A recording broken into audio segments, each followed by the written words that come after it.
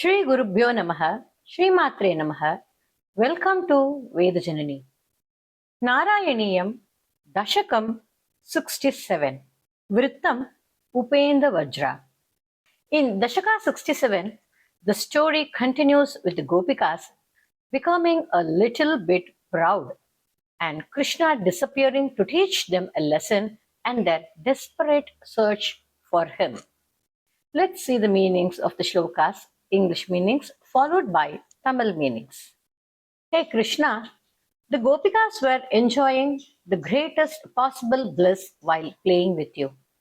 Because you were so kind and close to them, they slowly started to feel a sense of pride, that is, Mada, thinking they were very special. Each Gopika started thinking, the Lord of Lakshmi is under my control alone. Seeing this ego growing in them, hey Krishna, you suddenly vanished from their sight to humble them. Hey Murare, among all the Gopikas, there was one named Radha who was not proud because she was so dear to you and you took her alone with you and went deep into the forest to play. When you disappeared, Krishna, the Gopikas became extremely worried and sad. They gathered together and began searching every corner of the forest, crying out in deep sorrow because they couldn't find you. In their madness of love, they started talking to the trees and flowers. They cried, hey mango tree, hey champaka tree, oh jasmine tree, have you seen our Lord?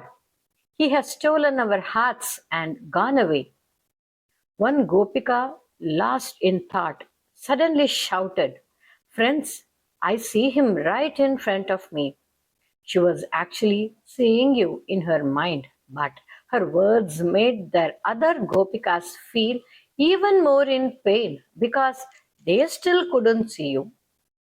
The Gopikas were so obsessed with you that they started acting like you. One pretended to kill a demon, another pretended to lift a mountain.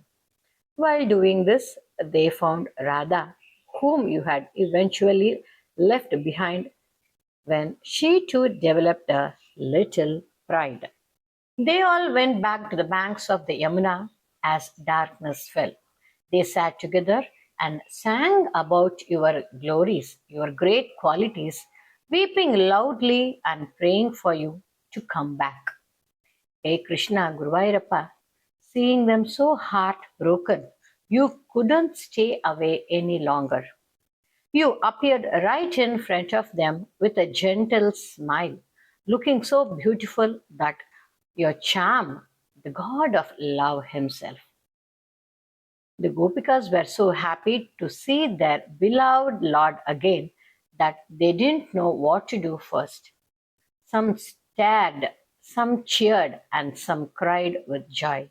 Hey Krishna, Guruvairappa, Narayana, please protect me also from all my diseases.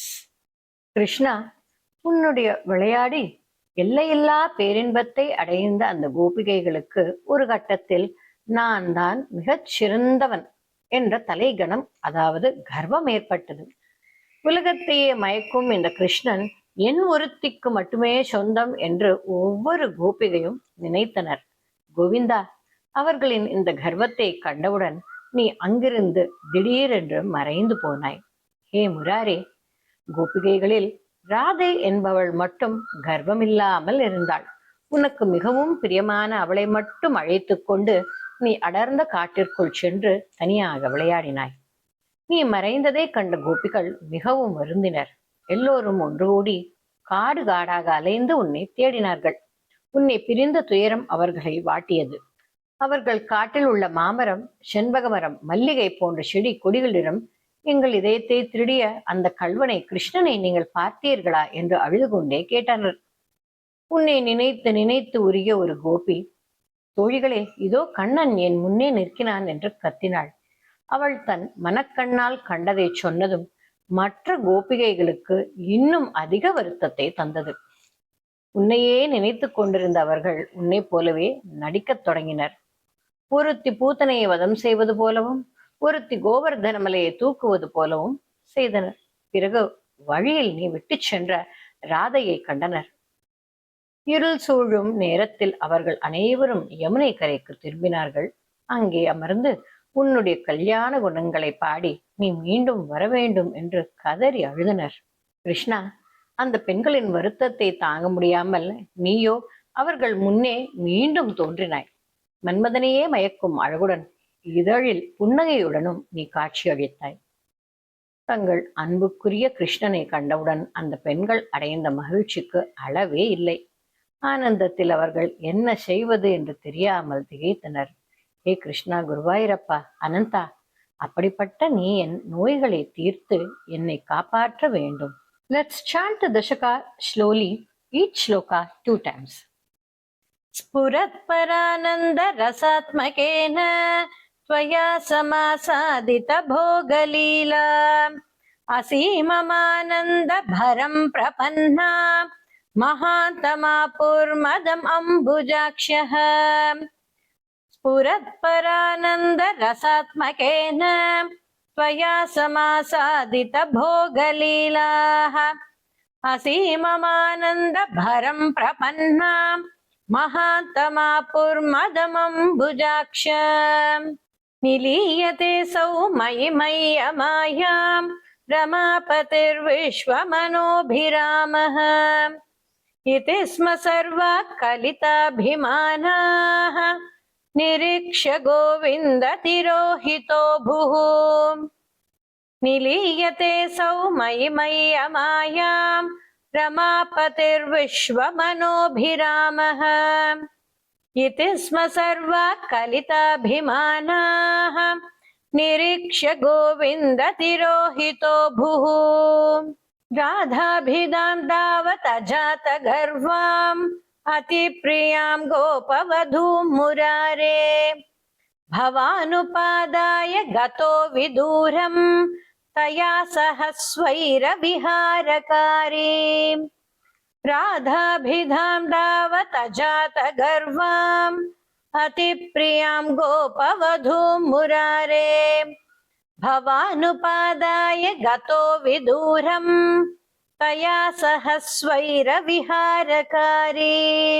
तिरोहिते तत्त्वयि जाततापाः समं समेत कमलायताक्षः वने वने त्वां परिमार्गयन्त्यो विषादमापुर्भगवन्नपारम् तिरोहिते तत्त्वयि जाततापाः समं समेत कमलायताक्षः वने वने त्वां परिमार्गयन्त्यो विषादमापुर्भगवन्नपारम् हा चूत हा चम्पक कर्णिकार हा मल्लिके मालति बालवल्यः किं वीक्षितो नो हृदयैकचोर इत्यादितास्त्वत्प्रवणा विलेपुः हा चूत हा चम्पक कर्णिकार हा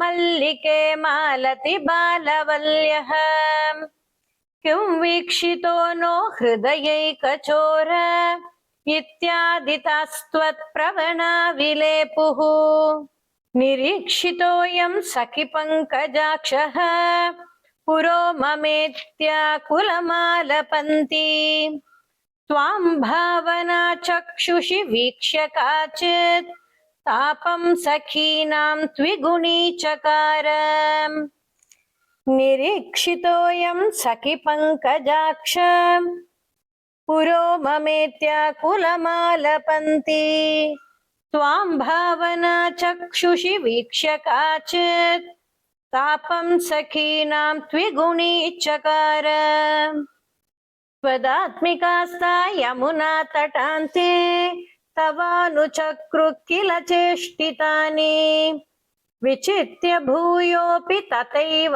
मानात् त्वया विमुक्तां ददृशुश्च राधाम् त्वदात्मिकास्ता यमुना तटान्ते तवानुचक्रु किल चेष्टितानि विचित्य भूयोऽपि तथैव मानात् त्वया विमुक्तां ददृशुश्चराधाम् ततः समन्ता विपिने समन्तात् तमोऽवतारावधिमार्गयन्त्यः पुनर्विमिश्र यमुना तटान्ते भृशं विलेपुश्च जगुर्गुणांस्ते ततः समन्ता विपिने समन्तात् तमोऽवतारावधिमार्गयन्त्यः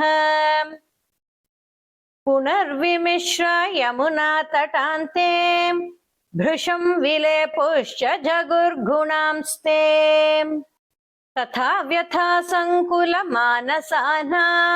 व्रजाङ्गणानां करुणैकसिन्धो जगत्त्रयी मोहनात्मा त्वं प्रादुरासीर्अयि मन्दहासी तथा व्यथा सङ्कुलमानसानां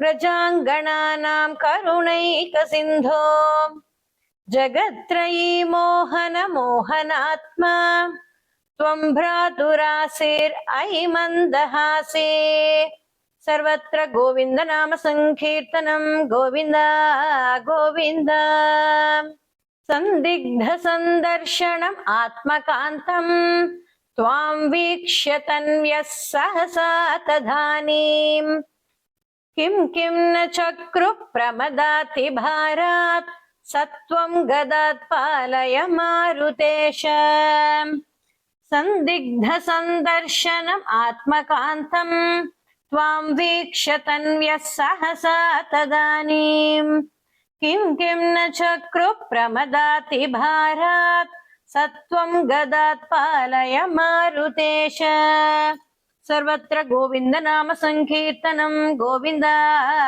गोविन्द श्रीहरये नमः श्रीहरये नमः श्रीहरये नमः chant the dashakam fully in the medium speed.